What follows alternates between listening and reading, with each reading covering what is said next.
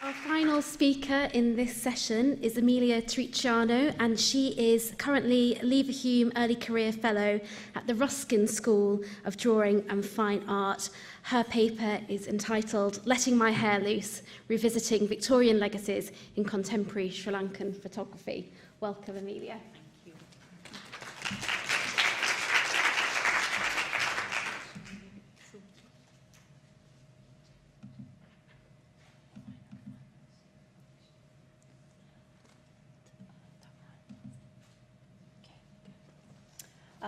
So good evening, everybody. I'm very happy to be here, and I would like to thank Sarah, the other Sarah, and Martina for inviting me here today. So letting my hair loose, revisiting Victorian legacies in contemporary Sri Lankan photography. She made up her mind at once. She would photograph me. And for 3 days, she kept herself in a fever of excitement about it. She dressed me up in flowing draperies of cashmere wool, let down my hair, and made me stand with spiky coconut branches running into my head. The noonday sun's rays dodging my eyes between the leaves as the slight breeze moved them and told me to look perfectly natural with the thermometer standing at 96 degrees.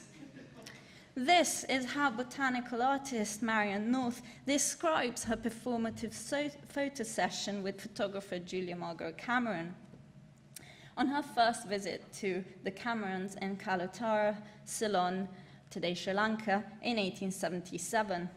Indefatigable, the intrepid North was also unmarried. Traveling across the subcontinent and beyond meant first of all navigating the strictures of Victorian codes of proper behavior. A meticulous planner and timekeeper, North's masculine mode of movement was a means to navigate the state boundaries of femininity and patriarchal confines of late 19th century England. Solitude was a way to evade the boredom of social niceties, a space from which to exercise her artistic agency as a woman more freely. Particularly when traveling, North's rule of thumb was to escape all friendly hospitalities. The trappings of intimacy and excessive conviviality offered, or rather imposed, by homesick Victorian hosts in the tropics. From the statement I have just read, one senses North's own impatience with her host's request to let her hair down, to throw off reserve and assume a more confidential, feminine look and intimacy for her camera, at the limits of hospitality perhaps and hospitability. The statement sheds light on the contentious relationship between the sitter and the photographer, but also on the contested definitions of femininity, womanhood, and propriety of Victorian England. The incongruence of post-colonial studies and feminist discourses about the work of Cameron are at the crux of definitions of Englishness and the current Cameron revival in Britain. As a point of contrast in this paper, I will go on to consider the work of contemporary Sri Lankan photographer Anoli Perera, who, although very much inspired by the work of Cameron, creates parodic photo performances that subvert the gaze of the studio portrait through the use of the sitter's hair.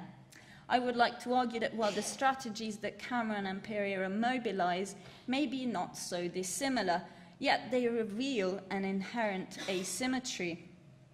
To date, Cameron's aesthetic is celebrated by British feminists in the UK as a powerful rebuttal to Victorian patriarchal notions of perceptual mastery and control. Hair in particular played a singular role in Cameron's photography, reflecting existing modes of Victorian womanhood.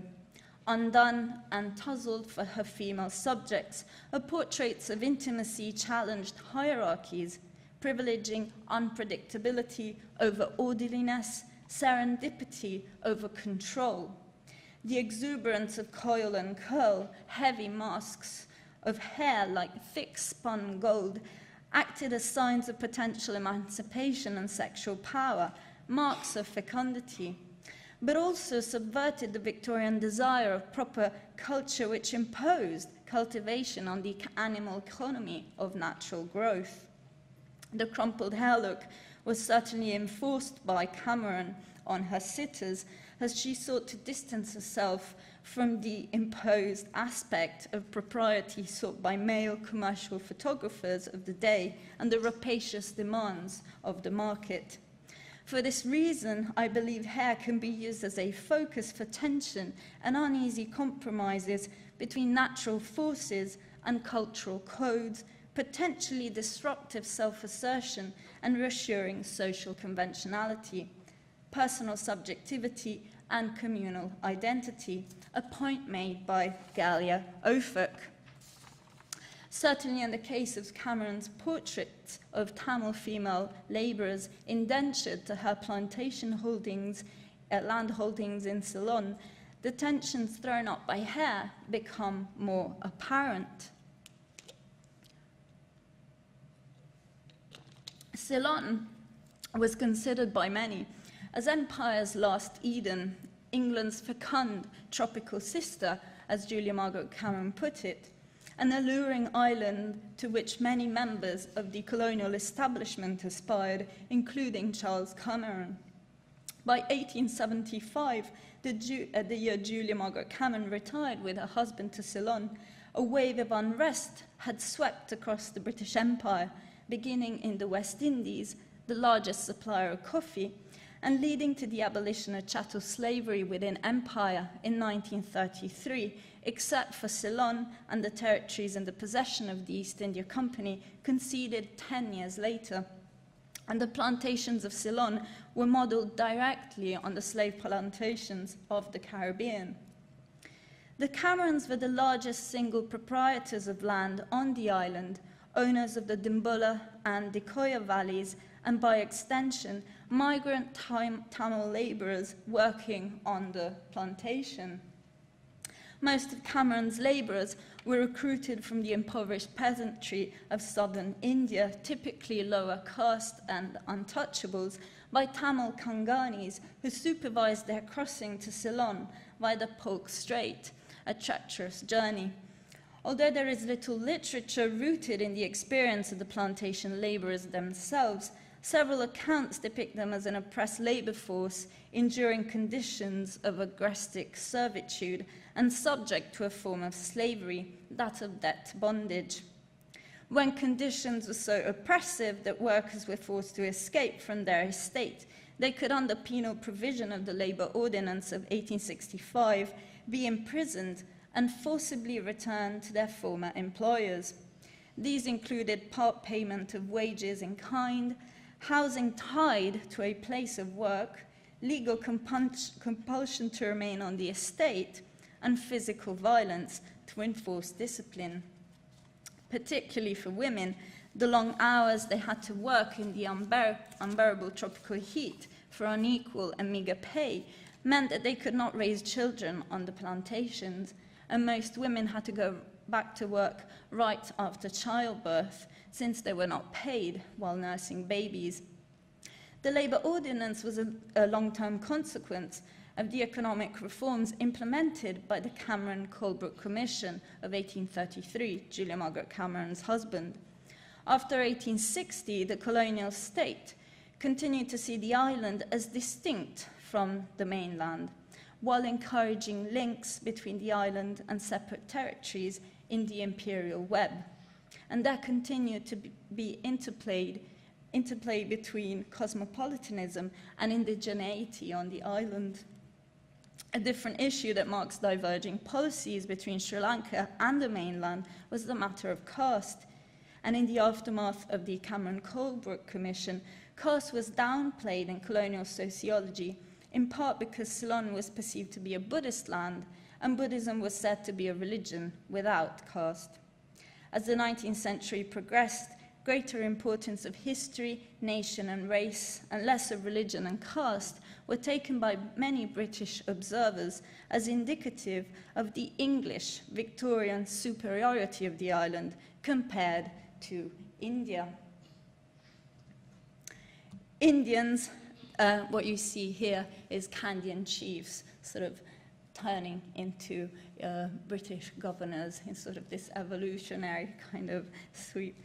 Indians, the mainlanders, were used as laborers and were considered a separate lot because, as one plantation owner succinctly put it, and I quote him, "Foreign laborers isolated in unfamiliar surroundings were more docile, more easily organized and disciplined for effective work and were permanently attached," end quote. The British saw plantation labourers arriving from the mainland as distinctly Indian, what historian Sujit Suvasundaram refers to as the partitioning of islanders from mainlanders and a partitioning of those on the island into distinct groups. These partitions arose out of the structural interventions of British colonisation and were reinforced in photographic accounts, including Cameron's. While in India, photography became a means of mapping the indigenous people in the service of consolidating empire, this was not the case in Ceylon. Yet some of the portraits made by Cameron are similar to some of the documentary photographs, such as those published by the India Office in the People of India, a project made from 1868 to 1875, a time of great crisis, what Sean was talking about yesterday with the uprising. So it was a surveillance project, essentially. Cameron would have seen some of these photographs at the Photographic Society in London on May 15th in 1869, where the publication was discussed with great excitement. Some of Cameron's photographs loosely recall these. Women are set against a black wall with flowing hair holding vases. Vases, typical props in ethnographic studies, they are an easy symbol for femininity, fecundity, and pre-industrial work.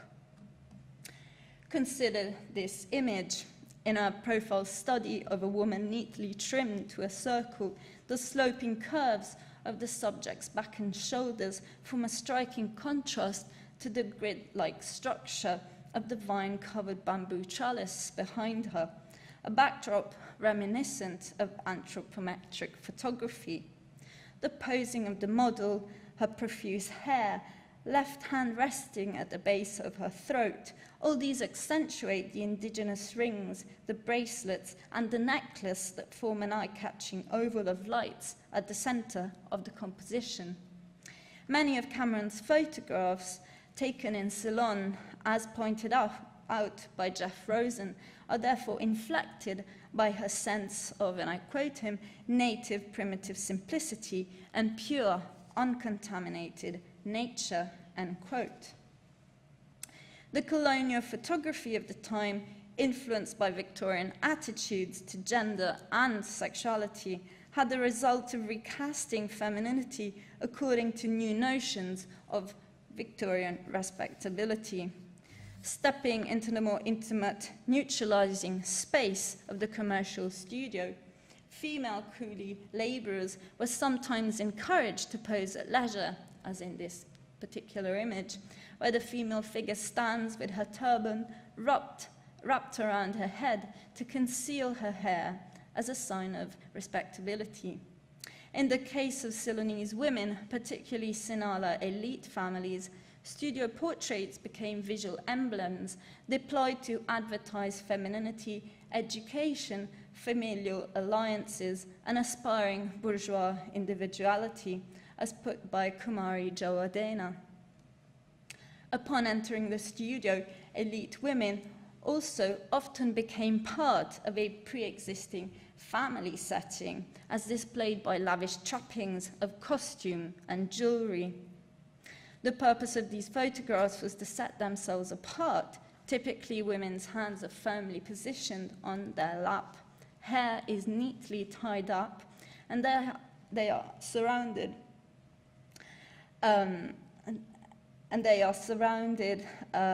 by objects that emphasize their status and sex, such as in this case a flower vase, a book, or sometimes personal memorabilia.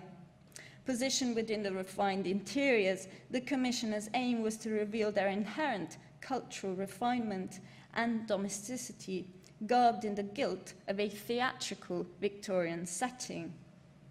Significantly, in the early 20th century, education and socialization that modeled women's artistic persona, photographers selectively appropriated Victorian values and codes of morality, informing a new Sinhala Buddhist or Sinhala Christian ideal and demeanor for women. Women's artists' role during the mid-20th century gravitated between these social expectations and perceptions, and it is in this scenario that feminists developed iconographies which violated Victorian conventions and cultural taboos embedded within Sinhala religious ideals and associated with sexuality. Women's roles in society were hence reassessed through women's art. It is this Victorian environment that photographer Anoli Perera addresses in her sepia tone photographs of Ceylonese women. A historical or perhaps anachronistic connection is set up between colonial ethnographic practices that have left a profound trace in popular local memory. Perera explains, and I quote her, "When I look at my old family photographs, female subjects are often perched on stools, forced to stand on chairs in theatrical settings. Their gaze is frozen, looking towards the phallic eye of the camera. Their homemaking lives intruded into the wider canvas which recorded their marginal existence in history to be placed on patriarchal walls, dressed up for the benefit of the male viewer." End quote. She has this very polemical take on photography. In her work, Perera uses female hair as a means to screen the face from the predatory gaze of the camera. Hair signifies the potentially hysterical, perhaps uncontrollable nature of the Medusa and the destructiveness of the goddess Kali. Perera invokes both these figures, the Medusa, a myth central to pre-Raphaelite art anxieties about stability of political power structure in the face of changes which empowered women by giving them access to education, professional training, and the public sphere in England, and Kali, whose disheveled, unbound hair indicates that her sexuality is unfettered by social norms. In traditional Hindu families, the unmarried virgin plaits her hair, the married woman oils, combs, parts, and knots her hair, while the widow is made to shave her hair. Hair is thus a method to indicate sexuality poised for fulfillment in the virgin, domesticated and controlled in the married woman, and stripped away in the widow. But also in Hindu epic narratives, Devi always unbinds her hair when angry and upset, or when called to battle. In the Tantric Mahabharata, the untying of Draupadi's hair by the Kauravas marks the collapse of civilized conduct. Things are restored only when Draupadi ties her hair after washing it with Kaurava blood, following the carnage on the battlefield of Kurukshetra. Perera's decolonial strategy is perhaps not so dissimilar from Cameron's, but Perera denies the cliches of exotic and eternal beauty, idealized feminine symbolism, and passive colonial subjectivity. She repurposes Cameron to her own ends. The overstated display of femininity becomes a charade of femininity, a grotesque parody resulting in the overturning of traditional Victorian meanings within a dystopian chronotype. Historian Dipesh Chakrabarti emphasizes how the very beginnings of colonial modernity in countries lying beyond Western capitalist democracies produce a deep irony in the history of the political. Perera's mock reversal results in a deformation of traditional meanings, upsetting canonical forms to display them in a more alienating manner so as to perhaps shock an audience into questioning afresh old signs. Placing emphasis on the marginal and the excessive, Hare has an element of ambivalence about it, gesturing towards the impossibility and failure of Victorian Britain to impose closure. So Perera's work reflects not only existing models of womanhood, but also challenge assumptions about the nature and making of the feminine. Letting my hair loose as a silent marker of protest occurred in the aftermath of the horrific civil war in Sri Lanka, a time of increasingly aggressive pursuit of nationalism and violence that was both racial and gendered. Letting one's hair loose could be the only way, then, to let one's hair down.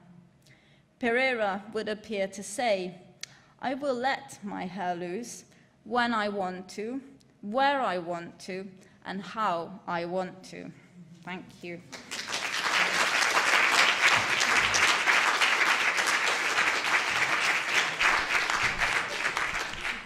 Thank you so much, Emilia. And that's kind of a paper that really, I think, grappled with the excessive materialities of the photographic image. And I was thinking here about these images of hair that we were showing, and also the abject potential that Perera uses, and almost in covering her face completely with hair, and using like a longer history of freak show photography as with hair, and using like a longer history of freak show photography as well, and that kind of disturbance of the body of the woman, and using it that way to turn things completely on their head. Do you think that's something that she's playing with? Certainly. I mean, particularly in London, there was that the case of that a woman who was covered entirely with hair, was showcased in this place. I forget her name, but literally hair-raising commentary followed upon her release, and I mean, she was shown as a freak basically by her husband. I forget her name, Estrella. But I mean, even in The Descent of Man, Darwin is really keen to sort of think about gendered notion, and hair plays a huge role in those divisions. So there are anxieties, and the abject is a really interesting way to perhaps think about these photographs as well. Yeah. I'm sure there are other questions. Yes, my trusty panel. Thank you. Okay, sorry. Thank you. That was brilliant.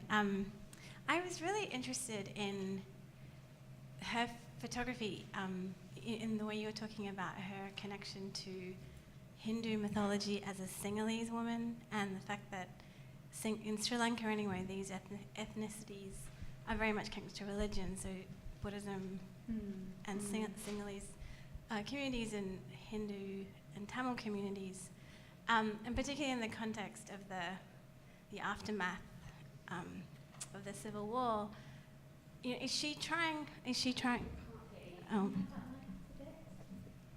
Okay. I guess my question is she trying to? Do you think draw on these religious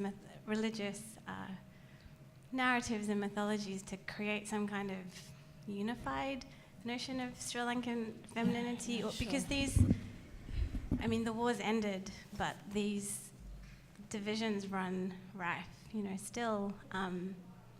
So, you know, for a Tamil woman to look at this might be different than a Sinhalese. Certainly. I'm just wondering.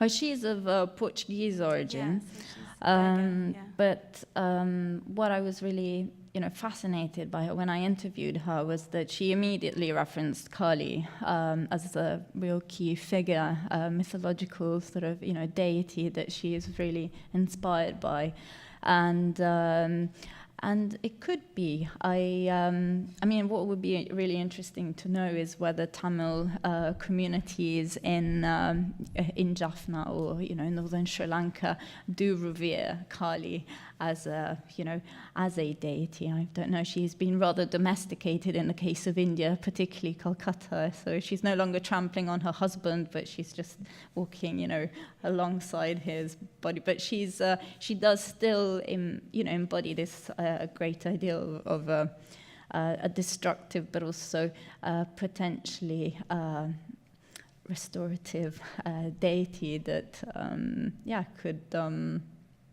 could perhaps bring communities together. I'm not sure, but perhaps that's a possibility. I will ask her.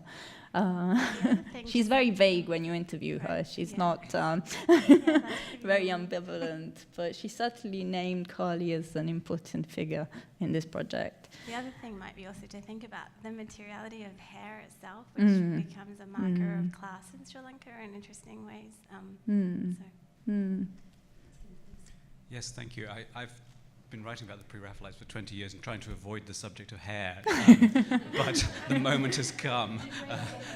Can you then just I thought the talk was fantastic and raised enormously important issues, but can you just run through the arguments by which you move from a kind of fetishism of hair in pre-Raphaelite paintings made presumably by artists like Frederick Sands, Rossetti, Medea, or Rossetti, through Cameron to Ceylon, Sri Lanka, into Cameron there, and then into these contemporary photographs by Perera. What are the shifting valencies of that hair, and also does it matter whose hair it is? I mean, is it Fanny Cornforth's hair, Elizabeth Siddall's hair, Jane Morris's hair, or the hair of the model, which is not a self-portrait? Is that right in those pictures at the end? Yes, two of them are self-portraits. Right, okay.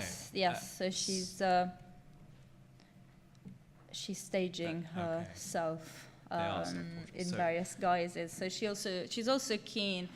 Again, a point made by Christopher Pinney. She's also thinking about the studio as this place where you can sort of take up any identity and move between different realities and spaces and travel.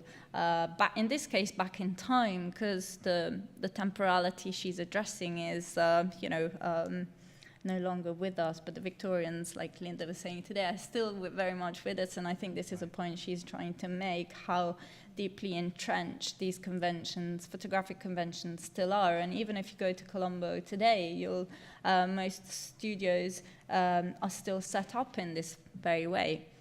So it's, they continue, they live on these setup, these theatrical setups.